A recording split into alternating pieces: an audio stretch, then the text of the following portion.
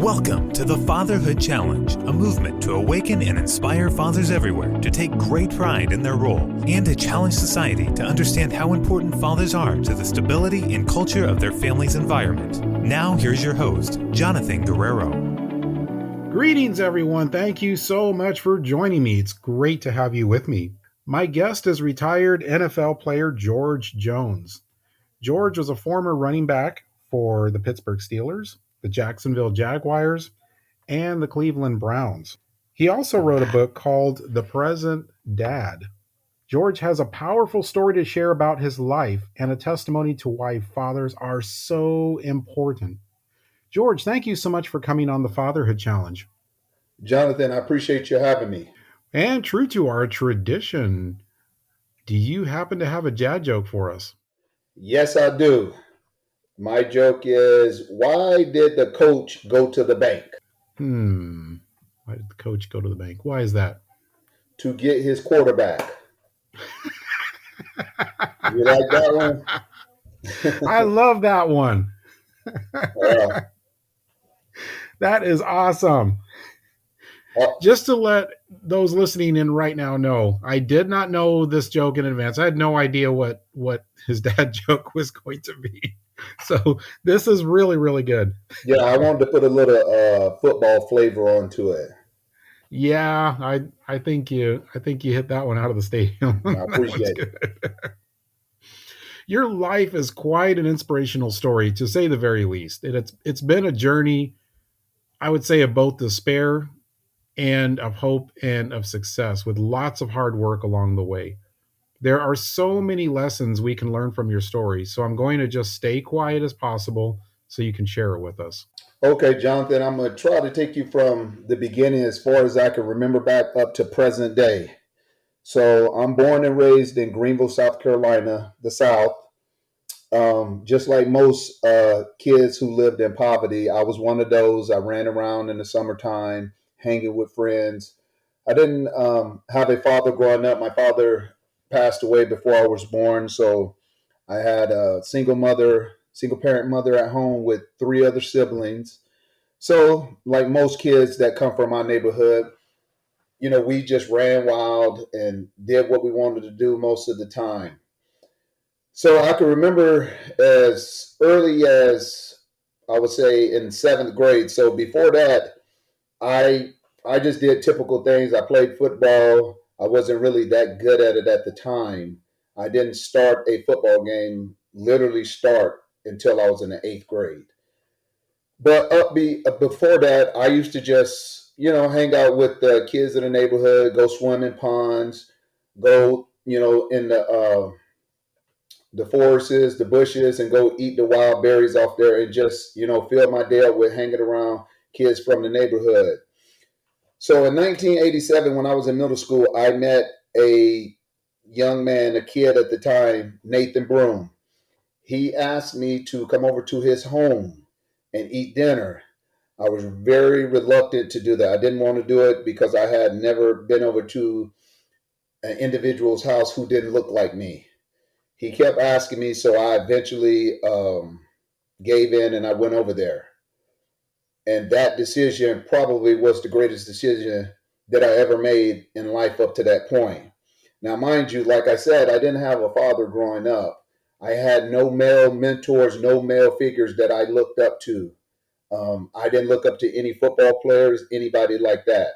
But in 1987, when I met the Brooms, in particular, Monty Broom and Jackie Broom, Monty Broom was the first male person that I can say I ever loved. And he don't look like me. He is a older white man, but he treated me from day one in 1987 till present day like I was his own flesh and blood son.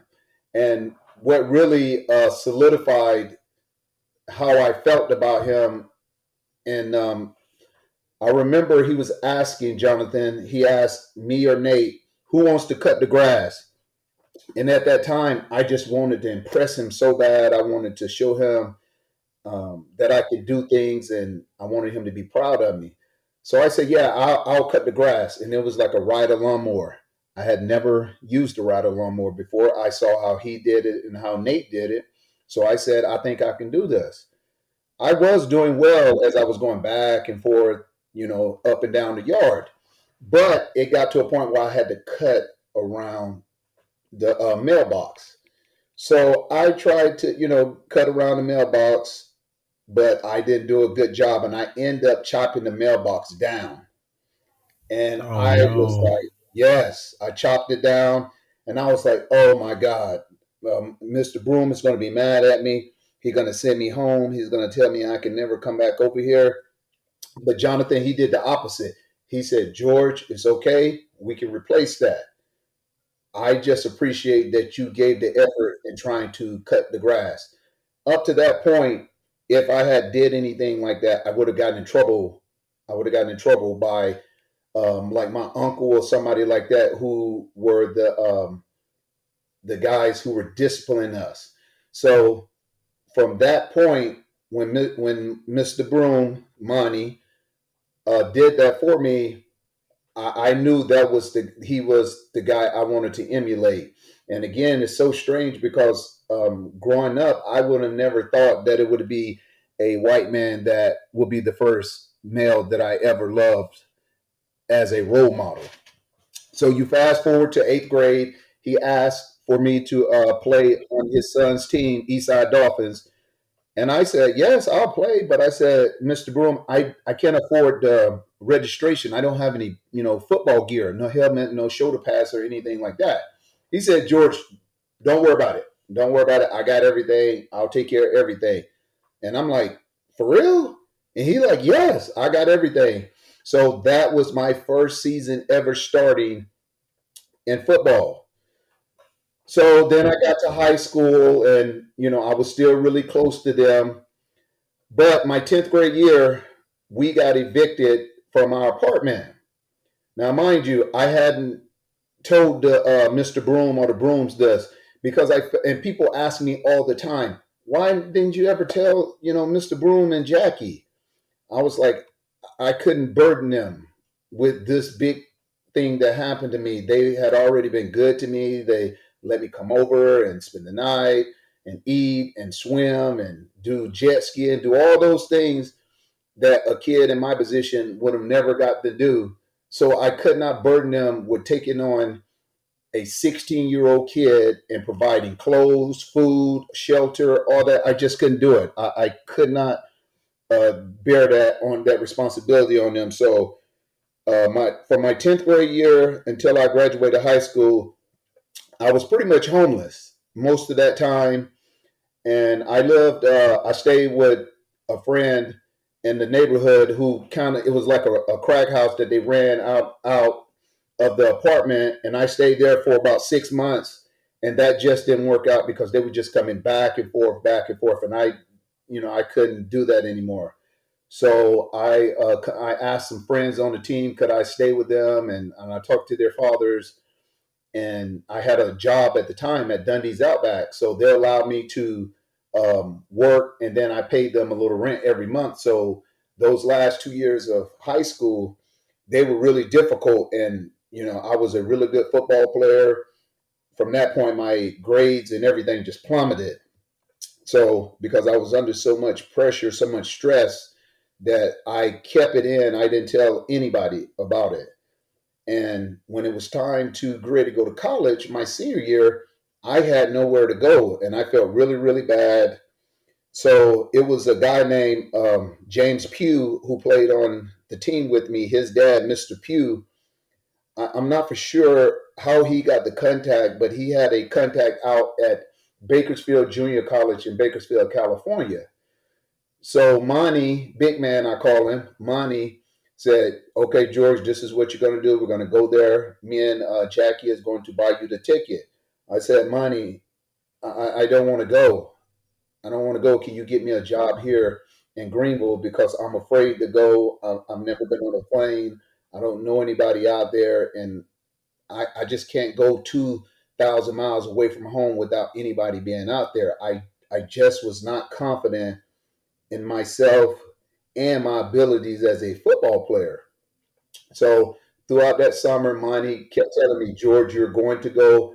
We bought the ticket. You're going to get on that plane and go. And I just kept begging him and begging him that, I don't want to go, Monty.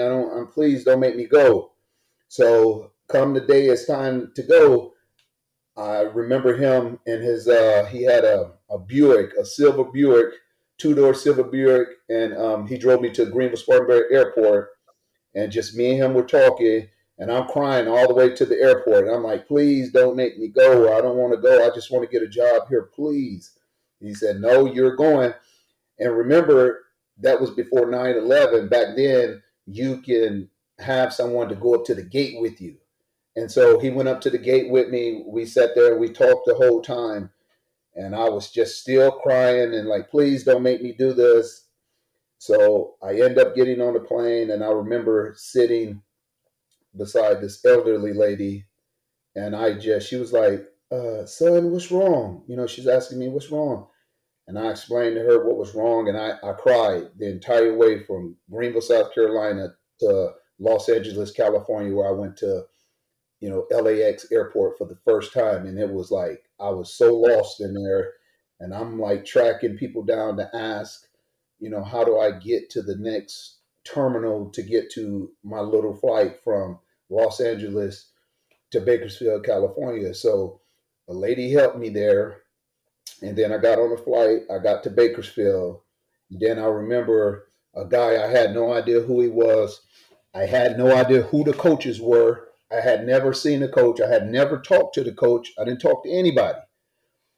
I got there. They dropped me off at the dorms. And I never seen the guy who picked me up from the airport again. So those first 2 or 3 weeks before we started everything, it was like the worst time in my life. I cried like every night for like those 2 or 3 weeks because I was at the time lonely. I was scared. I didn't know what was going to happen. And so during that time, there was no Facebook, no social media, no cell phones, none of that. So I had no contact with anybody back in Greenville, South Carolina. So big man Monty wrote me a letter every week for an entire year to help me get through my first year of junior college football at Bakersfield. And I'm telling you, Jonathan, if he didn't do that, I wouldn't have made it because I just didn't have the confidence in myself as a human being and as a athlete. And so I had a great freshman season. I ended up being player of the year with a friend of mine, Keyshawn Johnson. And then I remember after the season, Coach Bowser during that time, he didn't call me George anymore. He called me Jonesy. He said, Jonesy, if you come back in tremendous shape, know the offense and be ready to go, we will design the office around you. That's all I needed to hear right there because at that time, no coach had ever, when I say Jonathan believed in me, like Coach Bowser, that was the first time a coach ever believed in me. And I went home, I worked, and I lifted weights, and I trained. That's all I did. So I came back. Coach Bowser kept his word. And then the rest was history. I ended up being a National Player of the Year, breaking the national record, which still stands today with 34 touchdowns in 10 games. And, I had my pick of what colleges I wanted to go to. And then that got me to the NFL. And the rest was history. Now, as far as the fatherhood stuff, Jonathan, my whole life, I never got to say these 3 letters in this one little word, DAD, dad. I wanted to be a dad. I can't since I was probably like 6 or 7 years old. I never got to say that to anybody. I look at Monty now as my dad, but at the time I didn't call him dad. I called him Mr. Broom or Big Man, but now I call him dad. It was just, wow. Yeah. And when I used to watch him, and Jonathan, when I say watch him, I was studying Big Man, Monty Broom. I was studying him like I was studying plays. I will hang on every word he say. I would just look at him and see how he treated his wife Jackie and his 2 kids, Nathan and Leah. And I was like, wow, that is how you're supposed to be a dad. That's how you're supposed to do it. And so in those early years, he was the person that I looked up to on how I should be a dad. And so when I got the opportunity to be a dad with my wife, Katie Ray Jones, she is the CEO of the National Domestic Violence Hotline.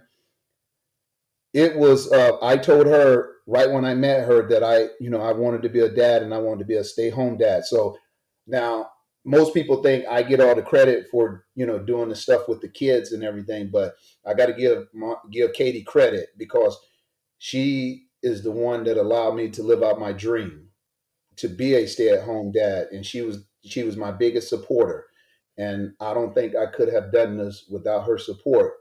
And the old saying, you can't accomplish anything great without help. And Katie was a big help to me dealing with that.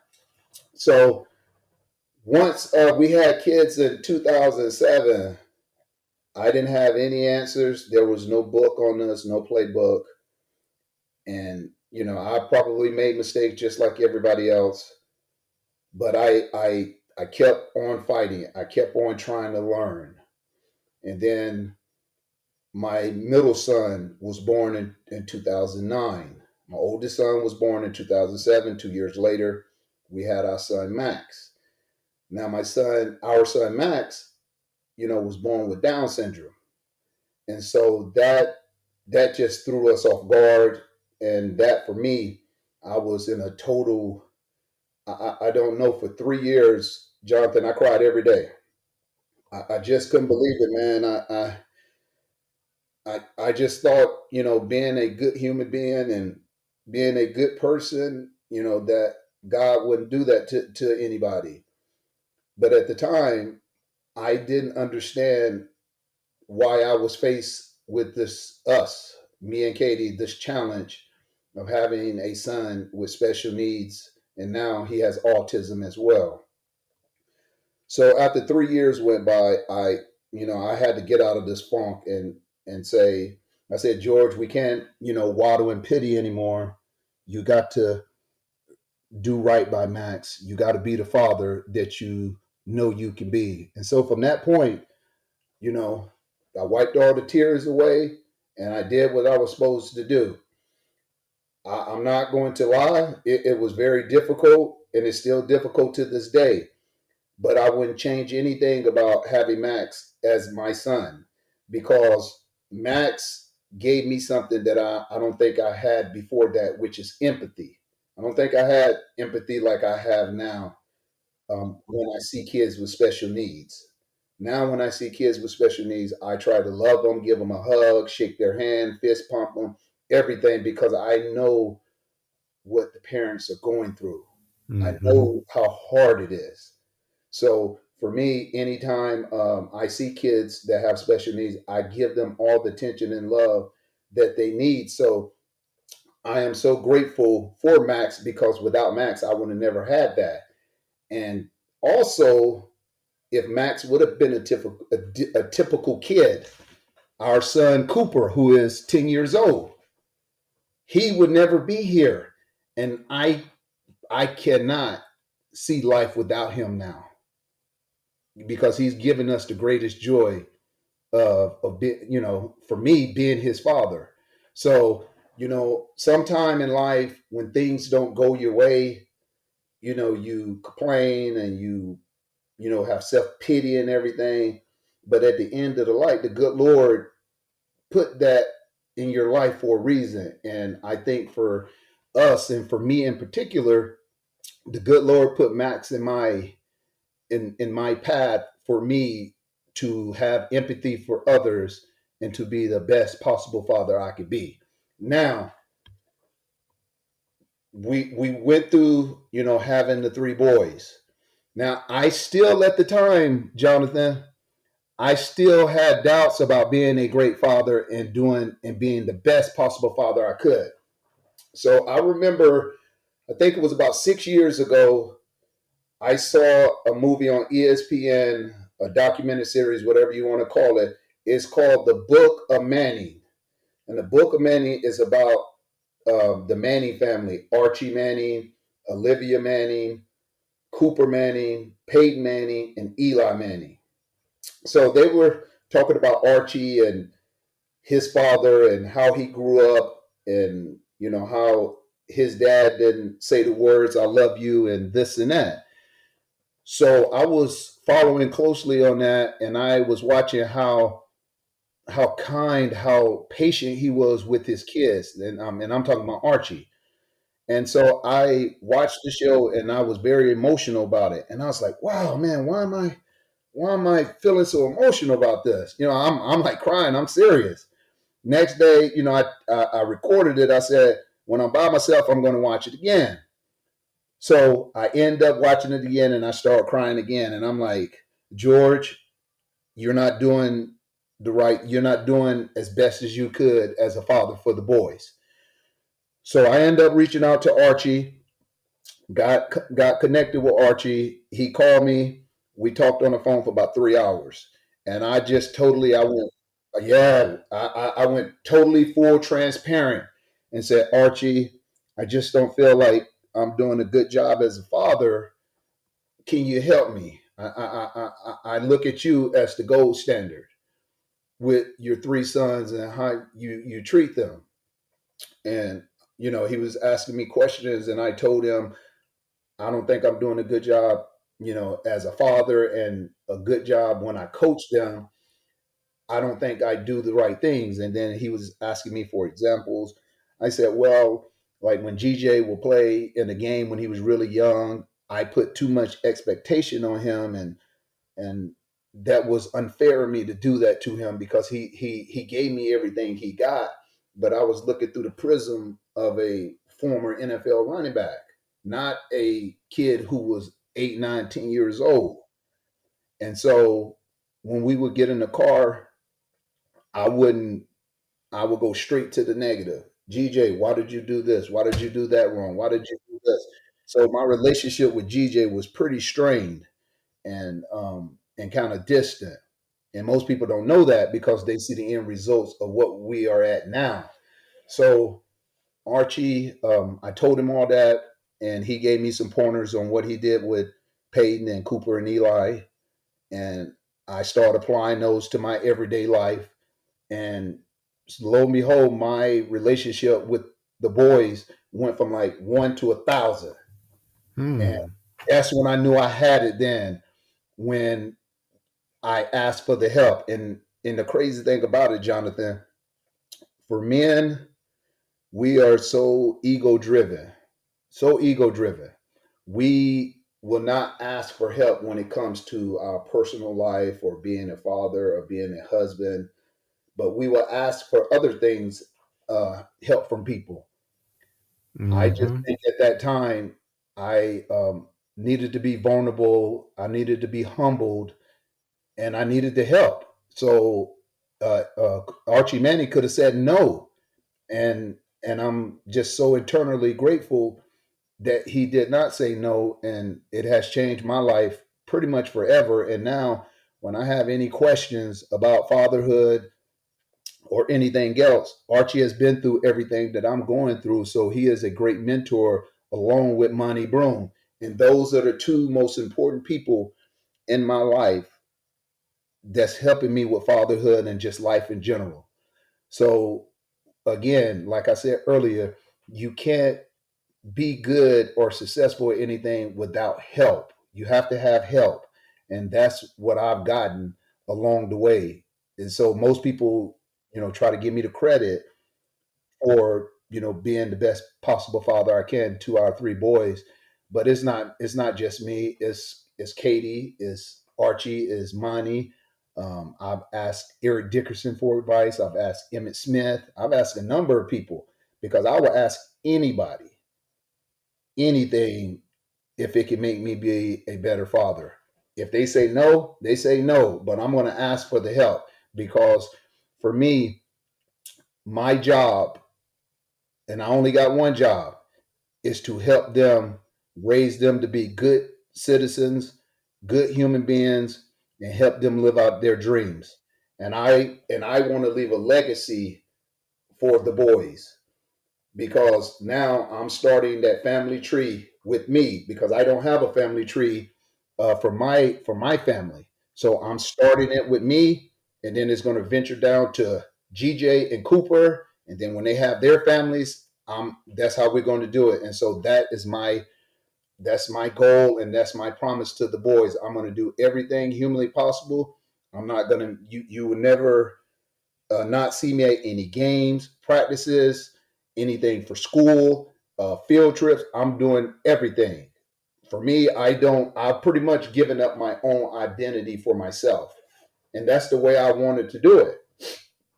Because when you have kids, the kids should come first before anything and anybody else. So for me, these three boys, I can't see life without them. I mean, I will be miserable if I didn't have them, to be honest with you. And being a father, people ask me all the time about, playing in the NFL, scoring a touchdown, and, doing all these wonderful things in football.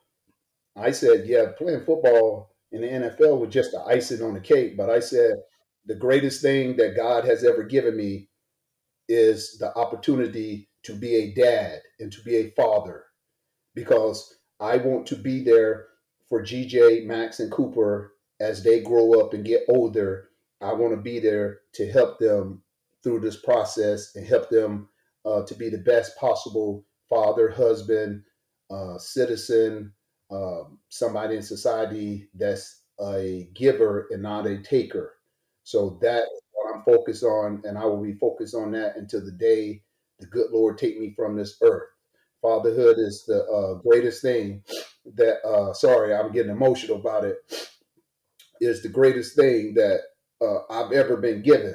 It's the greatest joy that I've ever been given. So this is everything for me. There's a lot of wisdom drawn from your personal experience, and an experience that you're still living even to this day. So the present dad, definitely a must-have. And I'm going to make it easier for those listening to be able to get the book. So if you go to thefatherhoodchallenge.com, that's thefatherhoodchallenge.com, and you go to the episode description for this episode, look right below the episode description. There will be a link. If you click on that link, it'll take you right to where you can purchase the book. And those that want to learn a little more about your story, they can also go to your website at thepresentdad.com. That's thepresentdad.com. I will also post that link in the episode description. George, thank you so much for your time. Thanks for coming on the Fatherhood Challenge. Jonathan, I'm eternally grateful that you allowed me to come on here and tell my story. I appreciate you, and thank you for putting my story out and letting everybody know. Thank you for listening to this episode of the Fatherhood Challenge. If you would like to contact us, listen to other episodes, find any resource mentioned in this program, or find out more information about the Fatherhood Challenge, please visit thefatherhoodchallenge.com. That's thefatherhoodchallenge.com.